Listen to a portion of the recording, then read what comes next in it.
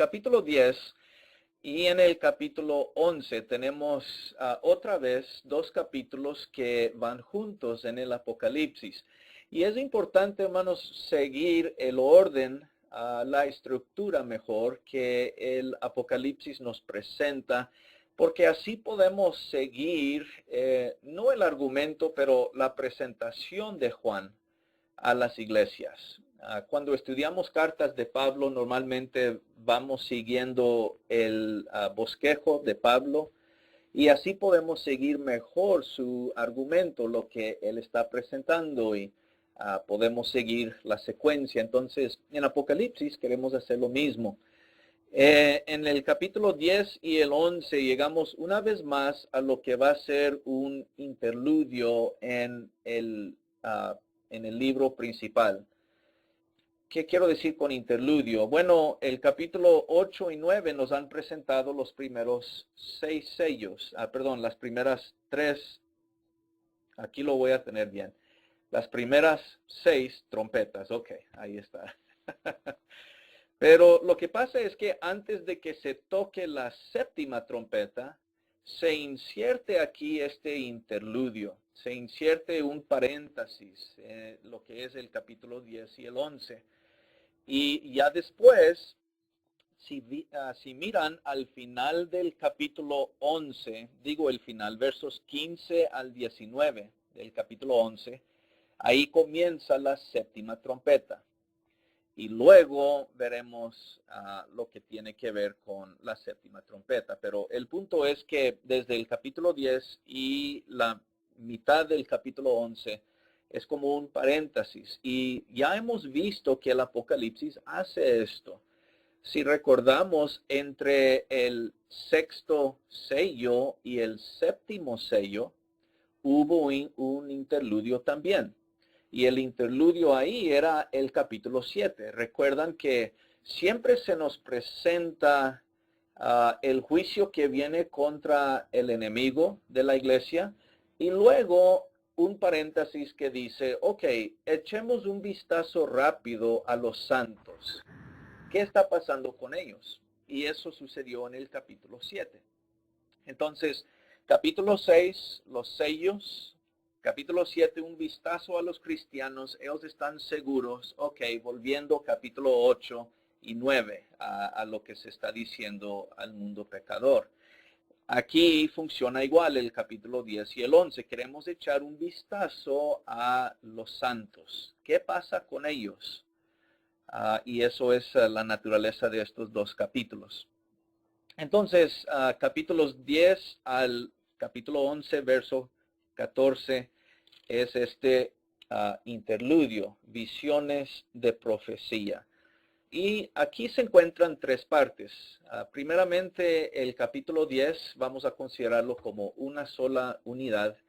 Y ahí se nos dice, se nos va a hablar acerca de un libro, un ángel fuerte y el mandamiento a Juan que él debe seguir profetizando. Luego de eso vemos la segunda parte, letra B, que es la primera parte de la visión del capítulo 11, donde se nos presenta a un templo y Juan recibe una vara para medir y se le dice que debe medir el templo. Y ahí vemos una verdad que se nos está comunicando. Luego de medir el templo, el resto del capítulo 11, por lo menos en esta sección del interludio, versos 3 al 14, se nos presentan a los dos testigos. Y como pueden ver, esto ocupa la mayor parte del capítulo 11, versos 3 al 14. Entonces, el interludio contiene tres secciones distintas y es más o menos nuestra meta hoy, ver estas tres secciones.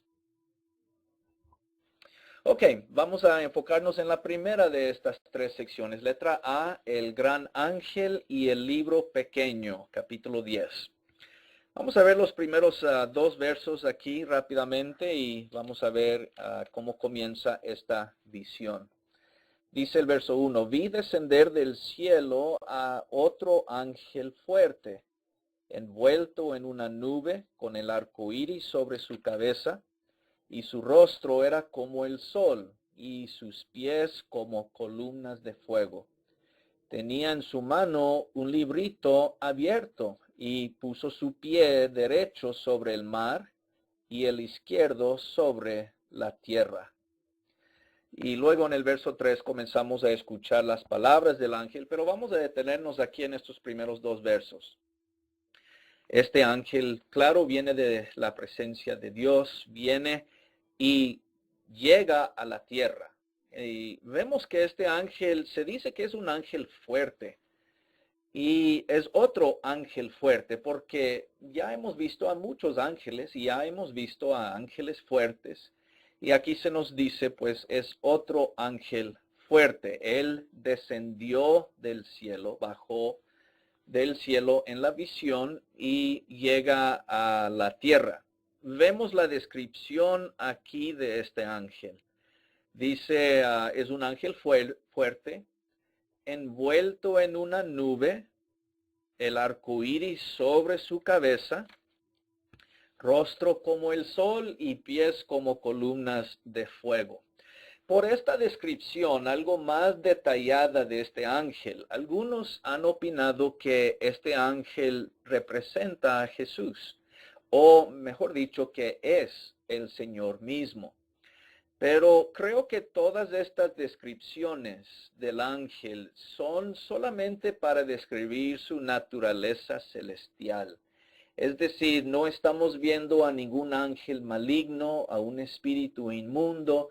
No estamos viendo un aliado de la bestia, aquí un aliado de Satanás. Estamos viendo a uno de los ángeles, a uno de los siervos de Dios, a uno de los celestiales. Otra vez, hermanos, repetimos lo que ya hemos dicho varias veces. Todo aquello que es celestial en este libro es todo aquello que le pertenece a Dios, el pueblo de Dios. Esto incluye a la iglesia. La iglesia es celestial en este libro. Todo aquello que es terrenal es el enemigo de Dios, la bestia, los reyes de la tierra, todos aquellos de las naciones, toda lengua, pueblo, tribu, todas estas cosas, ¿verdad? La bestia y otras cosas que veremos que salen del mar o de la tierra, representa al mundo incrédulo. Entonces, el Apocalipsis fácilmente es el libro que nos presenta dos realidades. La terrenal, que habla del mundo inconverso y el enemigo de la iglesia, y el mundo espiritual, el pueblo de Dios, ángeles, el Señor, el Padre, la iglesia, ¿verdad? Todo aquello que es de Dios. Y casi podríamos reducir el Apocalipsis a decir que siempre se nos están presentando o el uno o el otro, y el conflicto entre los dos. Entonces aquí cuando se nos menciona este ángel con tanto detalle, no es que se está presentando al Señor Jesús. Solo se nos está diciendo en esta película, y estoy usando ese término algo simbólico también, en esta película que estamos viendo, el conflicto entre el cielo y la tierra, este ángel es uno de los celestiales, ¿sí? Es uno de los siervos de Dios.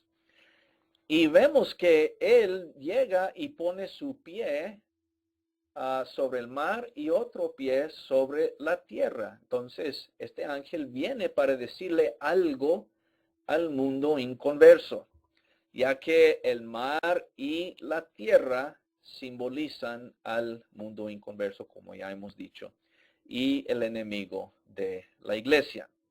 Tiene un librito abierto en el verso 2, ¿verdad? Este ángel. Y vemos el contraste de este librito abierto con el rollo sellado del capítulo 6. En el capítulo 6, el rollo estaba sellado porque contenía el futuro inmediato. Y nadie podía revelar ese futuro que el Señor Jesús, ¿verdad? Capítulo 6. Pero aquí este librito es pequeño en comparación y ya está abierto, lo cual nos quiere decir que todos conocen el contenido.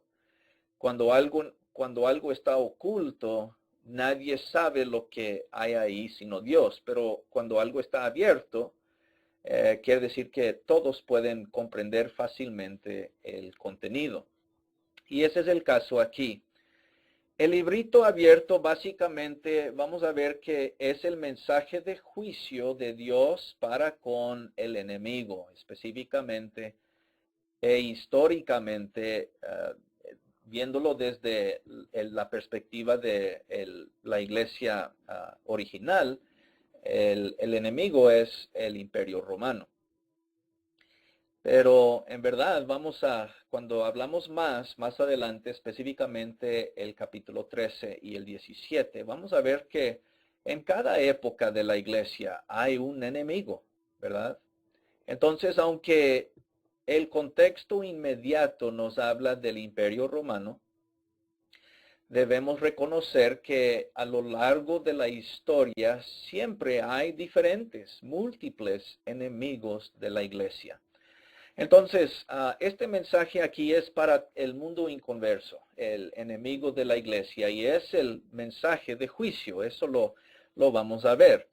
La razón por la cual sabemos esto es porque se nos acabó de decir en el capítulo 9 que el enemigo no quiso arrepentirse, ¿verdad? Cuando se presentaron las primeras 5 trompetas, eran para llevarlo al arrepentimiento, pero no lo hicieron.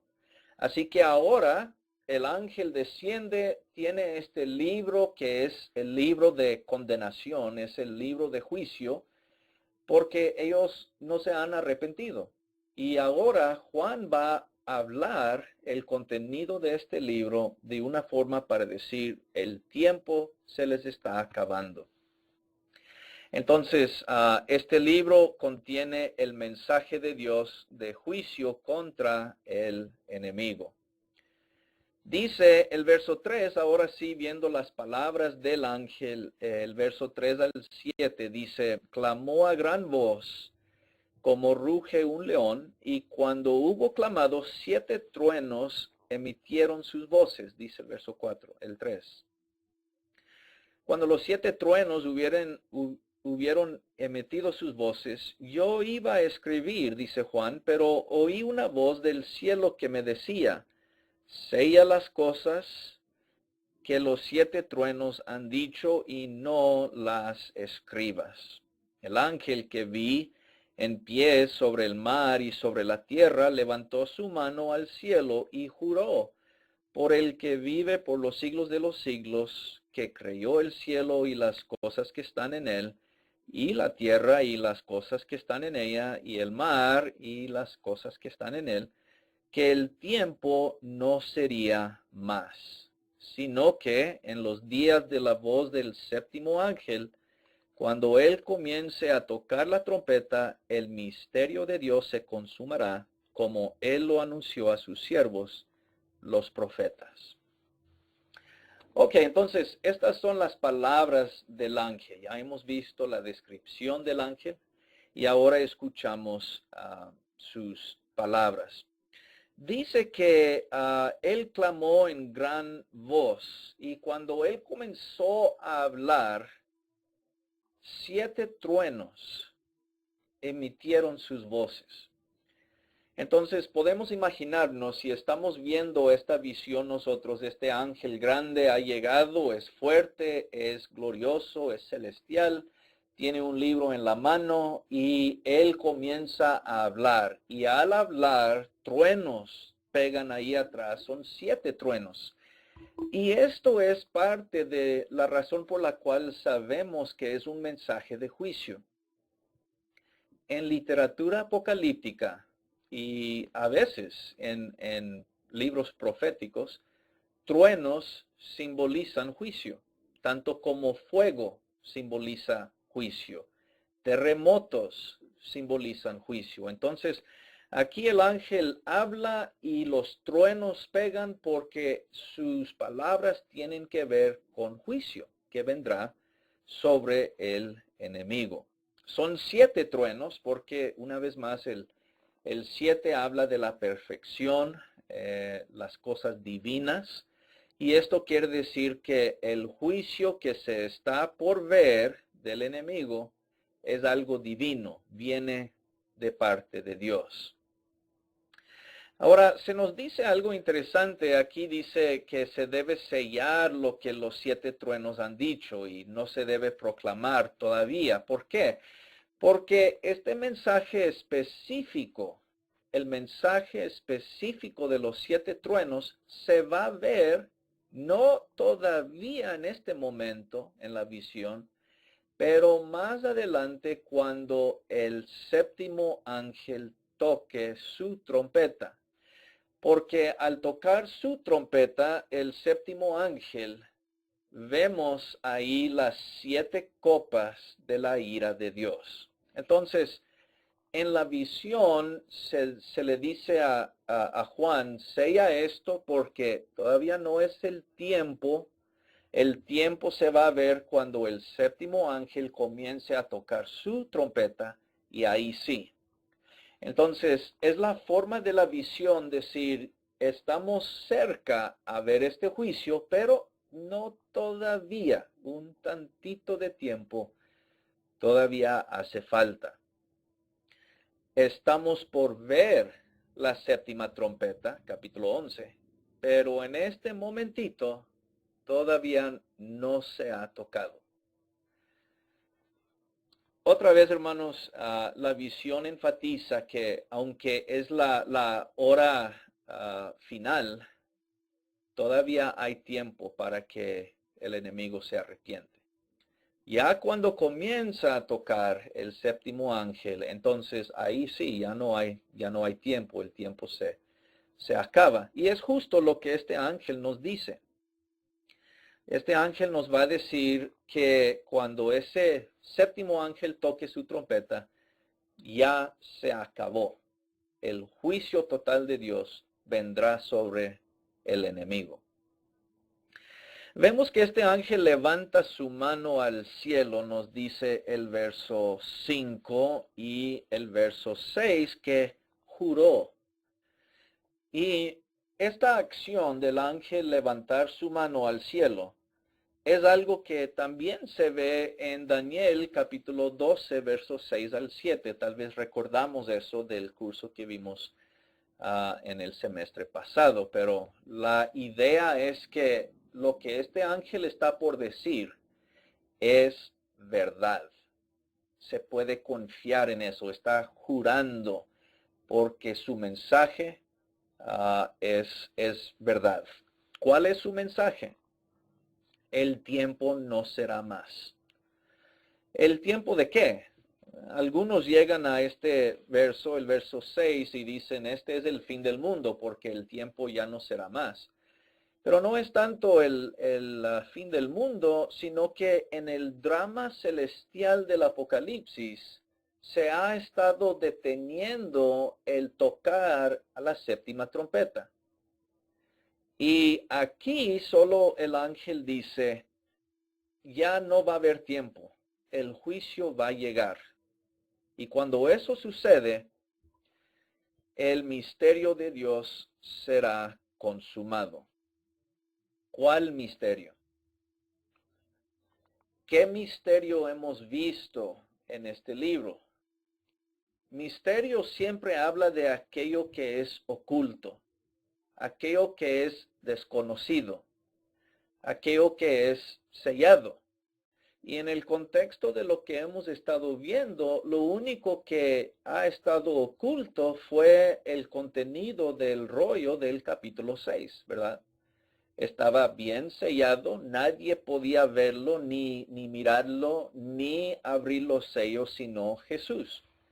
Entonces, lo que esto nos está diciendo en la visión es que lo que comenzó en el capítulo 6, aquello que estaba oculto, pero que el Cordero ha estado revelando, finalmente llegará a su fin.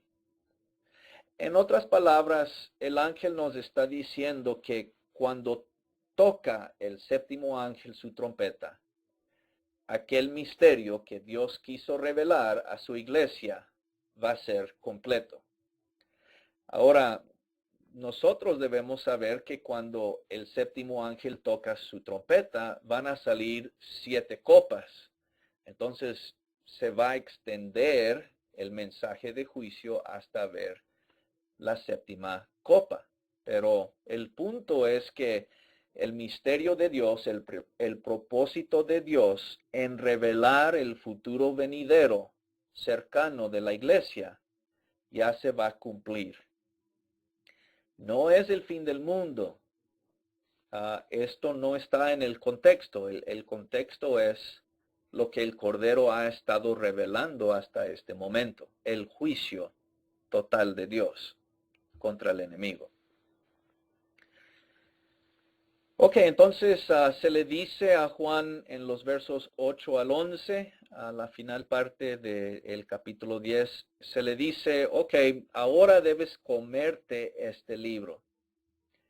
La voz que oí del cielo habló otra vez conmigo y dijo, verso 8, ve y toma el librito que está abierto en la mano del ángel, que está en pie sobre el mar y sobre la tierra.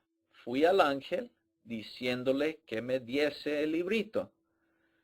Él me dijo, toma y cómelo, y te amargará el vientre, pero en tu boca será dulce como la miel. Entonces tomé el librito de la mano del ángel, lo comí, y era dulce en mi boca, como miel, pero cuando lo hube comido, amargo en mi vientre. Y él me dijo, es necesario que profetices otra vez sobre muchos pueblos, naciones, lenguas y reyes. Ok, en los versos 8 al 11, pues, Juan no solo está viendo este cuadro celestial, esta visión, ahora él toma acción. Él se vuelve de un espectador a un participante en la visión, porque él tiene que ir y tomar el librito de la mano del ángel. Así como el Cordero tomó el rollo sellado de la mano de Dios, Juan toma este librito de la mano del ángel. Juan es digno de predicar porque ha sido llamado por Dios para predicar. Esa es la escena aquí. Lo que Juan tiene que hacer es profetizar, verso 11. ¿Y qué es profetizar? Básicamente, profetizar, como hemos dicho ya varias veces, es predicar el mensaje de Dios. Normalmente el mensaje de Dios predicado es al pueblo de Dios, pero aquí la audiencia de Juan no es el pueblo de Dios, sino el enemigo, el mundo incrédulo. Eso lo vemos porque se mencionan que él debe profetizar, verso 11, sobre muchos pueblos, naciones, lenguas y reyes, los habitantes de la tierra. En pocas palabras, hermanos, lo que estamos viendo aquí es que Juan todavía tiene trabajo por hacer. Todavía hay tiempo para predicar. Todavía hay tiempo para anunciar el mensaje. El juicio de Dios no ha llegado todavía. Siga predicando, Juan. Y no solo Juan, pero por extensión, la iglesia.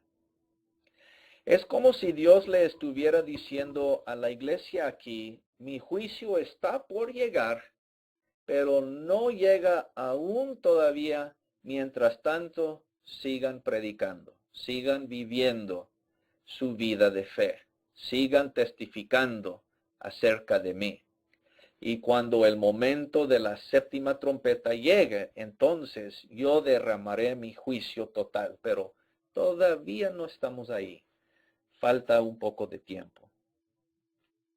La acción aquí de Juan de comerse este libro nos recuerda de Ezequiel. Ezequiel fue mandado comerse un libro también. ¿Por qué? Porque Ezequiel tenía que predicar a un pueblo rebelde, el pueblo de Dios en ese tiempo, el pueblo de Israel, o más apropiado, el pueblo de Judá, ya que Ezequiel hablaba al reino del sur, ¿verdad? Entonces vemos la conexión aquí, hermanos. El Antiguo Testamento nos ayuda para entender el Apocalipsis. Ezequiel comió el libro porque tenía que profetizar a un pueblo rebelde.